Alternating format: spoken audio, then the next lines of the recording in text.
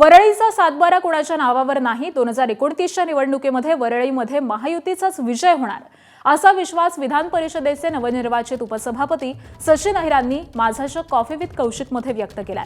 त्याबरोबरच आदित्य ठाकरेंचा वरळीमध्ये जनसंपर्क नसल्याचं देखील त्यांनी सांगितलं. दरम्यान आपल्या कार्यकर्त्यांना ठाकरे सेनेत काहीच मिळालं नाही. त्यासोबतच सुषमा अंधारे यांच्यावरती देखील अन्याय झाल्याचं वक्तव्य त्यांनी यावेळी बोलताना केलंय. संजय राऊतच आता पक्षाचा चेहरा झाल्याचा टोला अहिरांनी लगावलाय. तर सचिन अहिरांनी नुकताच ठाकरेंच्या सेनेला रामराम ठोकत शिंदेंच्या शिवसेनेचा हात धरलेला आहे. नेते असणं वेगळं आणि आपल्या मतदारसंघासणं म्हणजे उद्या देवेंद्र फडणवीस साहेब राज्याचे मुख्यमंत्री आहे, पण मतदारांसाठी तो मुख्यमंत्री असू दे का उपमुख्यमंत्री, तो माझा आमदार आहे, ही जी संकल्पना जी आहे ती संकल्पना नाही.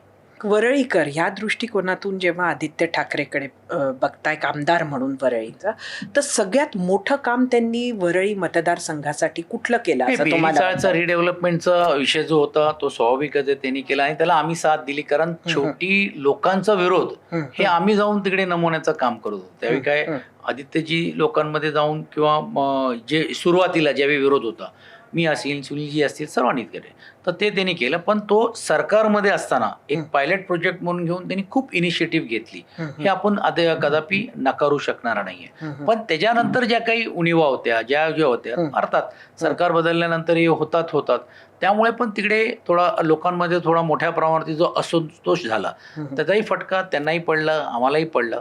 2029 मध्ये जर वरळीमध्ये आदित्य ठाकरे विरुद्ध सचिन अहिर असा जर सामना आपल्याला बघायला मिळाला, तर तुम्ही ती फाईट कशी बघता? म्हणजे तुम्हाला विरोधक म्हणून आदित्य ठाकरे हे टफ फाईट देतील असं वाटतं? या वरळीकरांनी माझ्यासारख्याला निवडून दिलं तर मला घरी देखील बसवलेले आहेत. त्या लाटेमध्ये तो वायबल असलेला म्हणजे वायब्रंट असलेला. पण एक लक्षात घ्या की वरळीचा मतदारसंघाची भौगोलिक परिस्थिती बदलते. कारण आता हायराईजची संख्या जी एवढ्या पद्धतीने वाढलेली आहे, तो एक डिसाइडिंग फॅक्टर भविष्यकाळामध्ये मोठ्या प्रमाणावरती ओढतो.